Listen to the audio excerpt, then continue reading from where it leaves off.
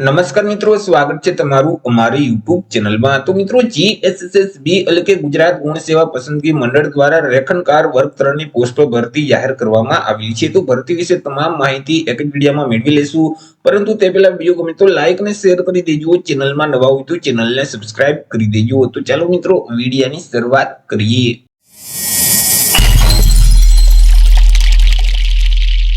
तो मित्रों, आज भर्तीનું નોટિફિકેશન છે તે જીએસએસબી એટલે કે ગુજરાત ગૌણ સેવા પસંદગી મંડળ ગાંધીનગર દ્વારા બહાર પાડવામાં આવ્યું છે। અહીં જીએસએસબી દ્વારા જે માર્ગ અને મકાન વિભાગ અંતર્ગત જે રેખનકાર વર્ગ 3 ની જગ્યાઓ ખાલી છે, તો આ જગ્યાઓ સીધી ભરતીથી ભરવા માટે લાયકાત ધરાવતા ઉમેદવાર પાસેથી અરજી ફોર્મ મંગાવવામાં આવેલા છે। તો સૌથી પહેલા આપણે વાત કરી લઈશું કંઈક અગત્યની તારીખ વિશે।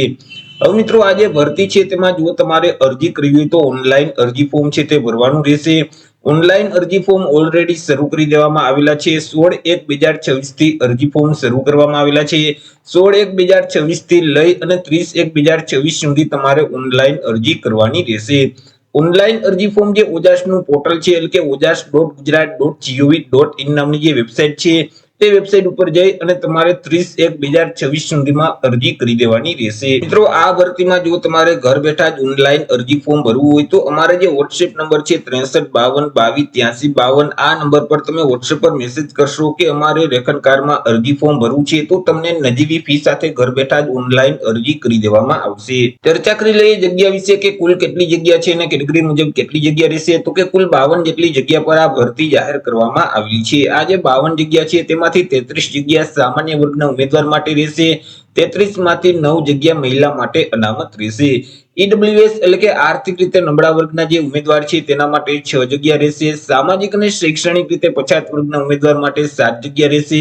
જ્યારે એસટી કેટેગરીના જે ઉમેદવાર છે તેના માટે 6 જગ્યા અનામત રહેશે। તો આવી રીતે કુલ 52 જેટલી જગ્યા પર આ ભરતી જાહેર કરવામાં આવી છે। ચર્ચા કરી લઈએ એજ લિમિટ એટલે કે વય મર્યાદા વિશે કે અરજી ફોર્મ ભરવા માટે ઉમેદવારની ઉંમર કેટલી હોવી જોઈએ। તો કે અહીં ઉમેદવારોએ અરજી ફોર્મ ભરવાની જે છેલ્લી તારીખ છે 30/1/2026, તો આ તારીખને ધ્યાનમાં રાખી પોતાની ઉંમરની ગણતરી કરવાની રહેશે। 30/1/2026 ના રોજ ઉમેદવારની જે ઉંમર છે તે ઓછામાં ઓછી 18 વર્ષ અને વધુમાં વધુ 33 વર્ષની હોવી જોઈએ। પરંતુ અહીં જે અનામત વર્ગના જે ઉમેદવાર છે તો તેઓને સરકારશ્રીના નિયમ અનુસાર ઉંમરમાં છૂટછાટ આપવામાં આવશે। જેમ કે સામાન્ય વર્ગની જે મહિલા ઉમેદવાર છે તેઓને 5 વર્ષની ઉંમરમાં છૂટછાટ મળવાપાત્ર થશે। અનામત વર્ગના જે પુરુષ ઉમેદવાર છે તેઓને 5 વર્ષની, જ્યારે મહિલા ઉમેદવારોને 10 વર્ષની છૂટછાટ આપવામાં આવશે। તે સિવાય સામાન્ય વર્ગના જે દિવ્યાંગતા ધરાવતા જે પુરુષ ઉમેદવાર છે તેઓને 10 વર્ષની, જ્યારે મહિલા ઉમેદવાર છે તેઓને 15 વર્ષની છૂટછાટ આપવામાં આવશે। અનામત વર્ગના જે દિવ્યાંગતા ધરાવતા જે પુરુષ ઉમેદવાર છે તેઓને 15 વર્ષની, જ્યારે મહિલા ઉમેદવારોને 20 વર્ષની છૂટછાટ આપવામાં આવશે। માજી સૈનિક છે તો તેઓએ જે સંરક્ષણ સેવા બજાવેલ છે તે ઉપરાંત 3 વર્ષની ઉંમરમાં છૂટછાટ મળવાપાત્ર થશે। પરંતુ અહીં ઉમેદવારની ઉંમર કોઈ પણ સંજોગોમાં 45 વર્ષ કરતા વધવી ન જોઈએ। જો ઉમેદવારની ઉંમર 45 વર્ષ કરતા વધી જતી હશે તો તેઓને ઉંમરમાં છૂટછાટ આપવામાં આવતી નથી। ચર્ચા કરી લઈએ પે સ્કેલ એટલે કે પગાર ધોરણ વિશે કે ઉમેદવારોને કયા પગાર ધોરણ મુજબ પગાર આપવામાં આવશે। તો ઉમેદવારોને પ્રથમ 5 વર્ષ સુધી તો ફિક્સ પગાર છે તે મળવાપાત્ર થશે। દર મહિને ₹24,000 ફિક્સ પગાર આપવામાં આવશે। 5 વર્ષ પૂરા થઈ જશે એટલે પે મેટ્રિક લેવલ 2 મુજબ ઉમેદવારોને પગાર છે તે આપવામાં આવશે। એટલે કે ₹19,900 થી લઈ અને 63,200 નું જે પગાર ધોરણ છે તે મુજબ ઉમેદવારોને પગાર મળવાપાત્ર થશે। વાત કરી લઈએ એજ્યુકેશન ક્વોલિફિકેશન એટલે કે શૈક્ષણિક લાયકાત વિશે કે અરજી ફોર્મ ભરવા માટે ઉમેદવારની શૈક્ષણિક લાયકાત કેટલી હોવી જોઈએ। તો કે ઉમેદવારોએ કોઈ પણ સરકાર માન્ય આઈટીઆઈ માંથી ઓછામાં ઓછો 2 વર્ષનો ડ્રાફ્ટમેન સિવિલનો કોર્સ છે તે પાસ કરેલ હોવો જોઈએ। તે સિવાય ઉમેદવાર પાસે બેઝિક કોમ્પ્યુટરનું નોલેજ હોવું જોઈએ।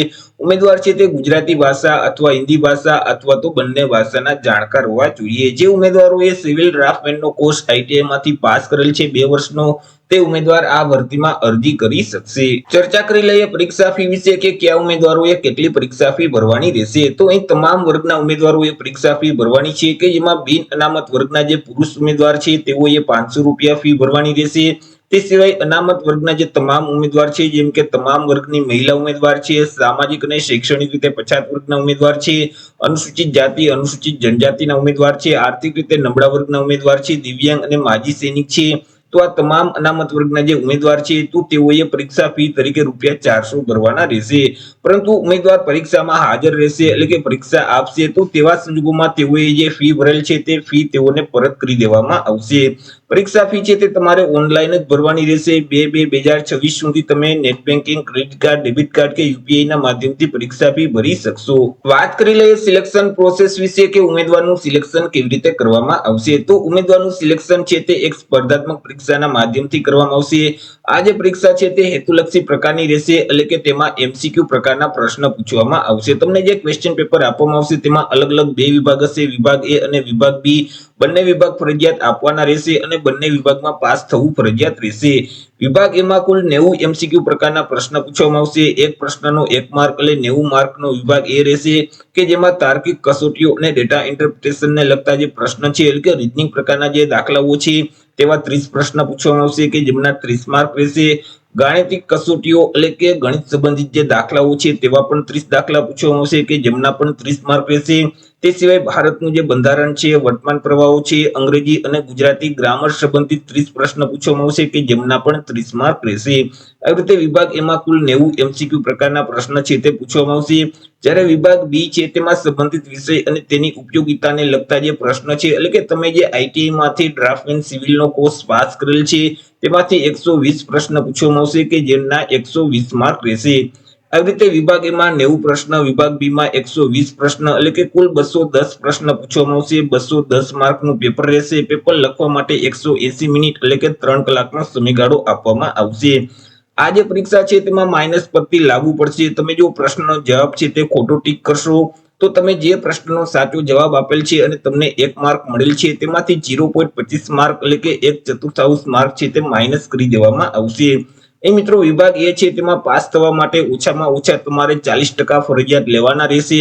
તે સિવાય વિભાગ બી માં પણ પાસ થવા માટે ઓછામાં ઓછા 40% તમારે ફરજિયાત લેવાના રહેશે. તો આવી રીતે મિત્રો ગુજરાત ગૌણ સેવા પસંદગી મંડળ દ્વારા રેખનકાર વર્ગ 3 ની પોસ્ટ પર ભરતી જાહેર કરવામાં આવી છે. તો આશા રાખું છું વિડીયો પસંદ પડ્યું હશે. વિડીયો પસંદ પડ્યું તો લાઈક અને શેર કરી દેજો. ચેનલમાં નવા હોય તો ચેનલને સબસ્ક્રાઇબ કરી દેજો. ફરી મળીશું એક નવા ટોપિક સાથે એક નવા જ વિડીયોમાં. ત્યાં સુધી જય હિન્દ, વંદે માતરમ.